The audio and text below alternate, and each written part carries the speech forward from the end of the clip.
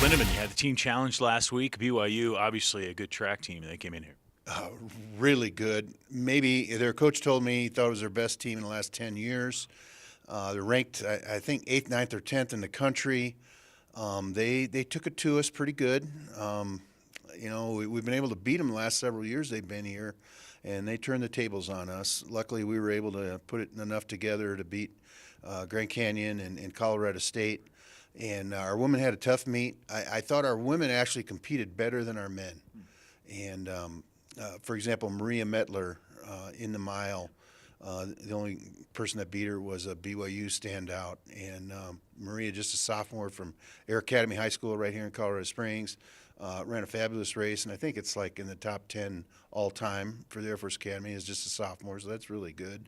And then our women's pole vaulters, Kat Tomzak, won it at 13.8 and took some real good jumps at 14.2. She's going to make that maybe this week.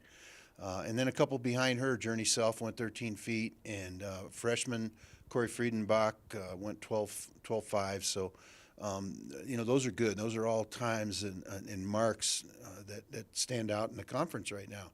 So our women did a good job and got beat by three really, really good teams. In Colorado State, probably the favorite to win our conference with San Diego State, and then BYU, obviously, and Grand Canyon that's been winning the WAC every year. So we had a good meet, but not a great meet, and obviously not good enough to beat BYU, and our women not good enough to get a win out of it. But it was a stepping stone in our season. Yeah.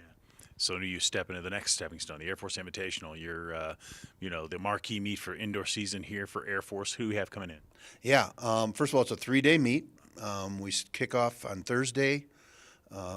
We don't kick off, but the gun goes off for a heptathlon and pentathlon. A lot of competitors in it, about 16 men, I think, and 11 women. And then Friday we get going with some preliminary rounds and a few field events. And Saturday, it's a pretty short meet. Starts at 11:30, done by 4:30 on Saturday. We've got Wichita State, which is a very powerful team, probably the second best team in the American Athletic Conference behind Houston, which is in the top 5 in the country right now. And perpetually strong team, well-rounded. They're going to bring about 3 buses, I think, here. And then Long Beach State, kind of an old rival that's been coming about every other year, and they've got a good team. They've been the dominant team in the Big West, and their women won it last year. Their men won it 3 of the last 4 years. And then Colorado from the Pac-12, Colorado State from our own conference, Northern Colorado, a few Division II teams led by Western State, one of the better Division II teams in the country. We got 9 teams coming in. It's going to be a busy 3 days, but not a long 3 days. We spread things out a little bit. So on Friday we go from 1 to 4:30, and on Saturday from 11:30 to 4:30, and then the combined events on Thursday. It'll be a good meet. Yeah.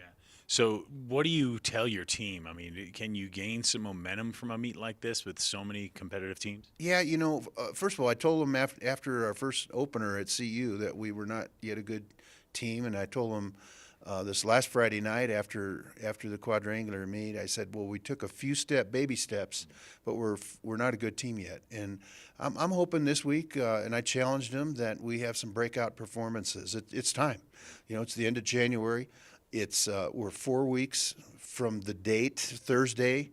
4 weeks from Thursday, we have the Mountain West Conference Championship. So indoor season's short. I mean, it rolls through pretty quick, and we've got to step it up and start showing who we are in this conference. All right, Ralph, thanks for the time. Good luck this weekend. Great. Thanks, Brian.